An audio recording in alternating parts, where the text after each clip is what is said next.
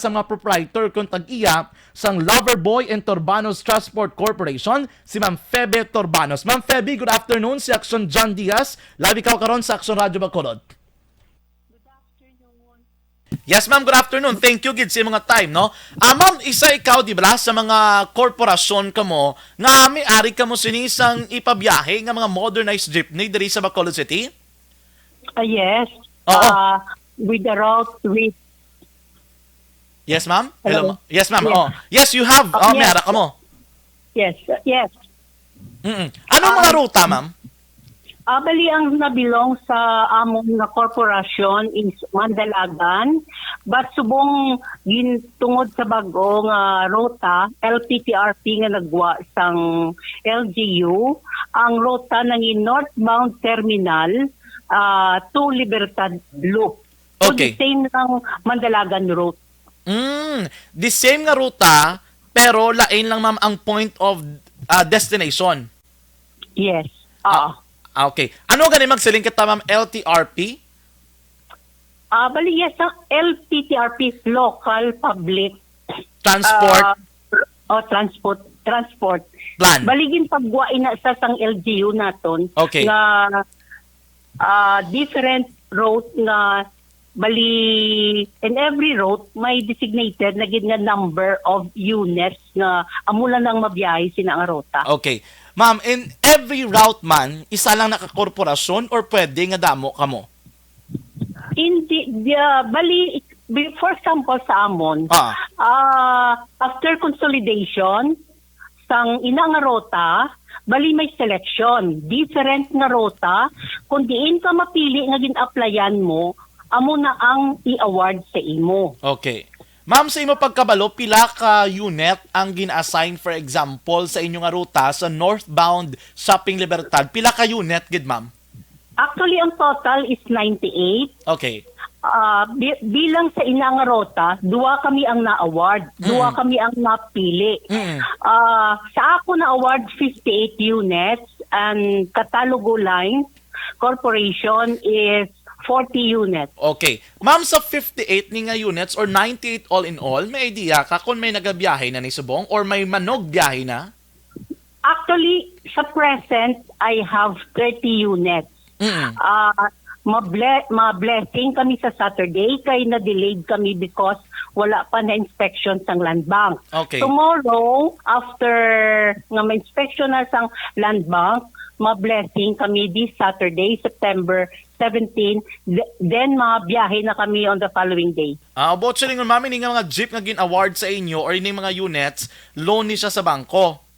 Yes. Oo. May idea ka, ma'am? Mga pila ni per unit, ma'am?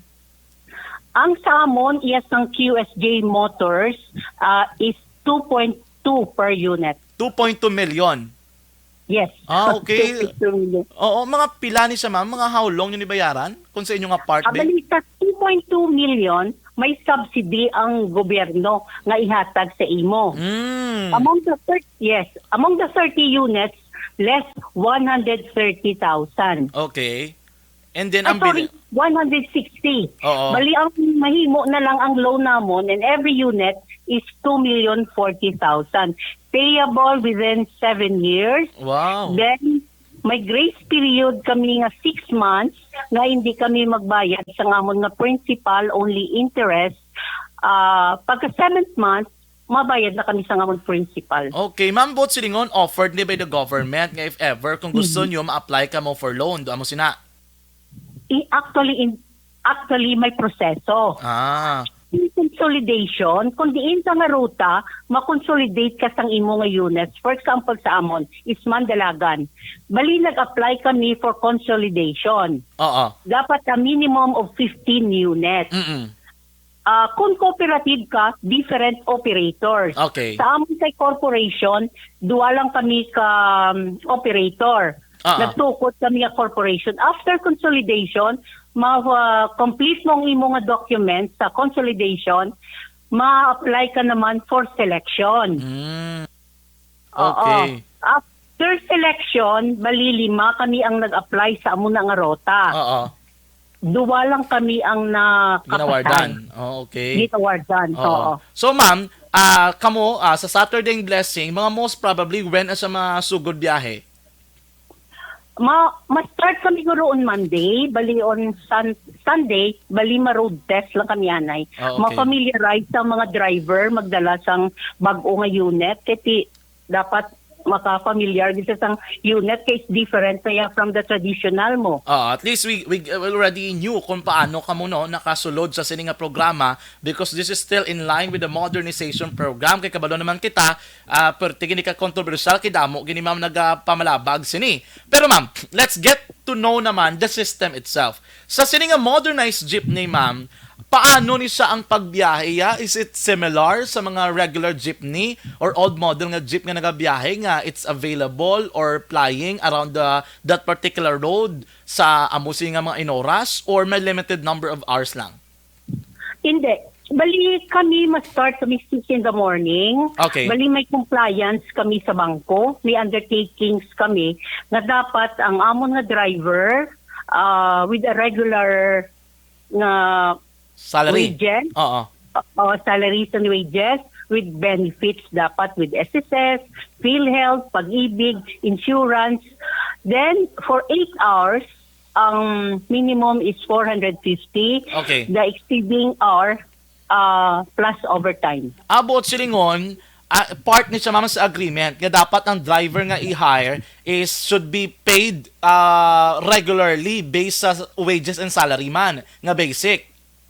Yes. Oo. Yes. So ma'am, ang biyahe nyo kung mag-start 6 until be 8 hours isip sa iga, kung mag-exceed may overtime, kung wala kundi sa mag-overtime, but sila nga may shifting man, may lain naman nga mga driver mabulos.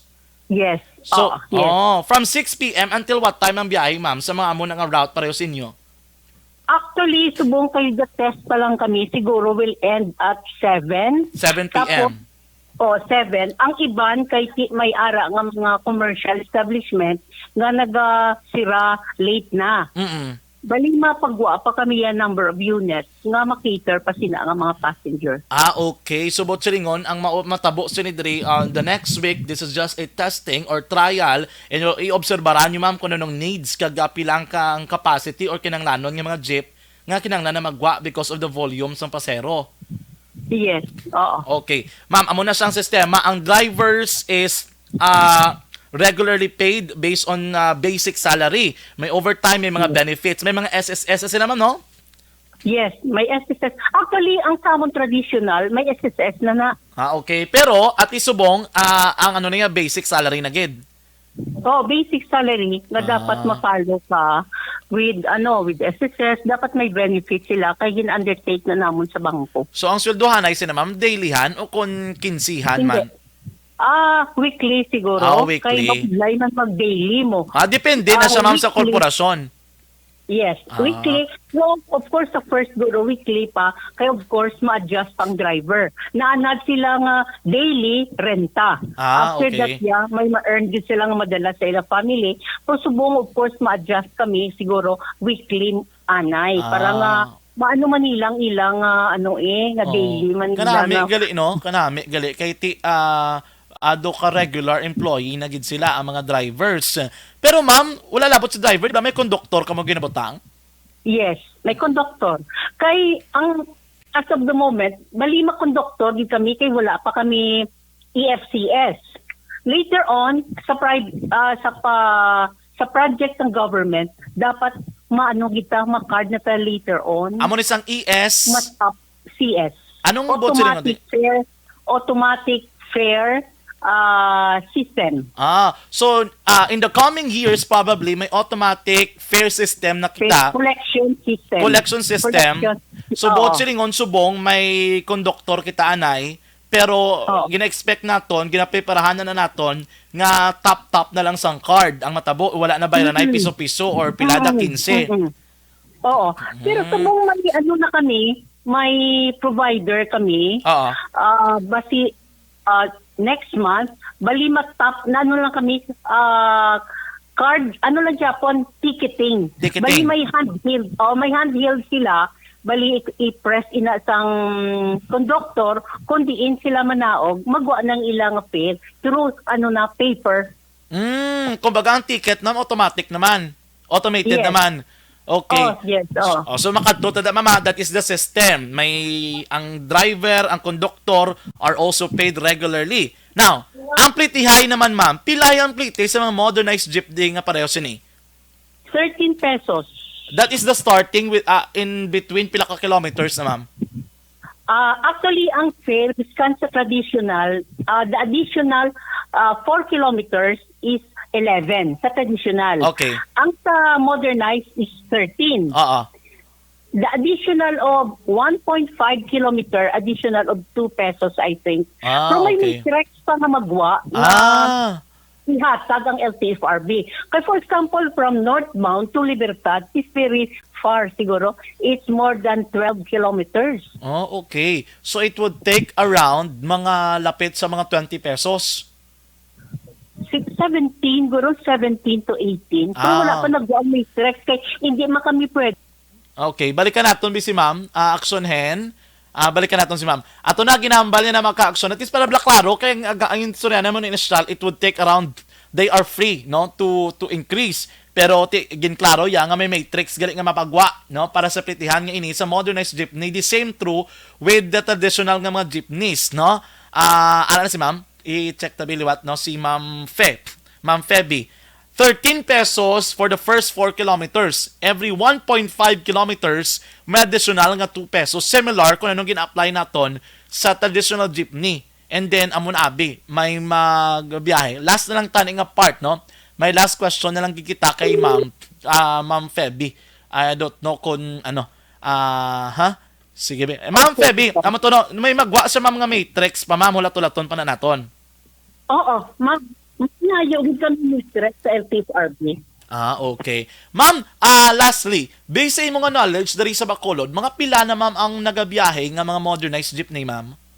Okay. Bata, nag-start today is Bata with 15 units. Alihis is 20, I think. 20. Okay.